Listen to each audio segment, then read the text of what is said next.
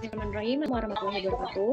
Yang terhormat Bapak Eko Susanto selaku dosen pengampu mata kuliah studi kelayakan bisnis. Di sini saya Siva Azahra dan saya Bintang Ardian dan Senawangi. teman saya. Ya, di sini kami ingin membahas mengenai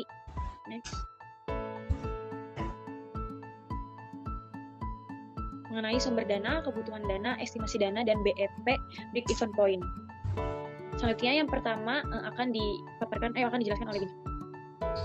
Yang pertama kita masuk pada pengertian sumber dana dalam bisnis. Sumber dana dalam bisnis adalah tempat-tempat dari mana perusahaan mendapatkan dana yang digunakan untuk melakukan berbagai aktivitas perusahaan, baik itu untuk kegiatan operasional, harian, riset, dan pengembangan hingga ekspansi bisnis. Ada manfaat dari sumber dana dalam bisnis. Yang pertama itu sebagai kelangsungan operasional. Ekonomi menjamin adanya dana yang cukup untuk memenuhi kebutuhan operasional harian seperti pembayaran gaji karyawan, biaya bahan baku, dan biaya overhead. Lalu yang kedua, untuk inovasi dan riset. Teknologi dan produk memberikan kemampuan untuk melakukan riset dan pengembangan produk baru, meningkatkan efisiensi proses, dan memperkenalkan inovasi kepada pasar. Lalu yang ketiga, ekspansi bisnis. Pasar baru mendukung ekspansi ke pasar baru dengan mempersiapkan infrastruktur dan sumber daya yang diperlukan. Lalu ada tata cara sumber dana dalam bisnis. Yang pertama, identifikasi kebutuhan dana, yaitu dengan analisis kebutuhan dana yang spesifik setiap fase bisnis, termasuk awal pertumbuhan dan stabilisasi. Yang kedua, pengumpulan data finansial, melakukan analisis keuangan yang teliti untuk memprediksi arus kas, laba rugi, dan posisi keuangan perusahaan. Lalu yang ketiga, ada perencanaan anggaran atau budgeting, yaitu dengan merencanakan penggunaan dana secara detail termasuk alokasi dana untuk berbagai kegiatan operasional, investasi, dan ekspansi. Lalu selanjutnya ada pengertian kebutuhan dana dalam bisnis. Kebutuhan dana dalam bisnis merujuk pada uang yang diperlukan untuk menjalankan berbagai aktivitas operasional, investasi, dan pengembangan perusahaan.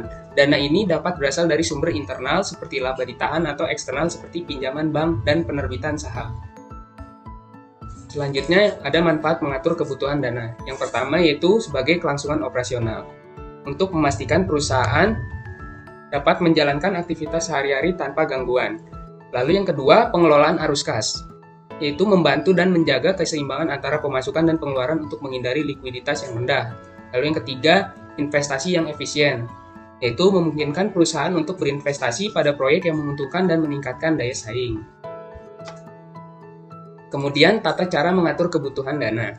Yang pertama yang perlu dilakukan yaitu mengidentifikasi kebutuhan dengan menentukan jumlah dana yang dibutuhkan untuk berbagai kegiatan. Lalu yang kedua, melakukan sumber pendanaan, yaitu menentukan sumber dana baik internal maupun eksternal sesuai dengan kebutuhan. Yang ketiga, melakukan perencanaan anggaran dengan cara membuat anggaran yang jelas untuk penggunaan dana. Lalu yang keempat, melakukan monitoring dan evaluasi secara rutin untuk memantau penggunaan dana dan melakukan evaluasi untuk memastikan efisiensi. Selanjutnya akan dijelaskan oleh Siva. Baik, selanjutnya ada pengertian estimasi dana dalam bisnis. Estimasi dana adalah proses memperkirakan jumlah uang yang diperlukan untuk menjalankan suatu proyek atau kegiatan bisnis. Ini mencakup semua biaya yang terkait dalam operasional, investasi, maupun pengembangan, sehingga membantu perusahaan merencanakan anggaran secara efektif. Selanjutnya, ada manfaat estimasi dana. Yang pertama ini ada perencanaan keuangan yang memungkinkan perusahaan untuk merencanakan pengeluaran dan pendapatan dengan lebih baik sehingga menghindari pemborosan. Yang kedua ada pengambilan keputusan yang memberikan informasi diperlukan untuk menentukan kelayakan proyek dan alokasi sumber daya. Yang ketiga ada pengendalian biaya, yaitu membantu dalam memantau dan mengendalikan biaya selama pelaksanaan proyek.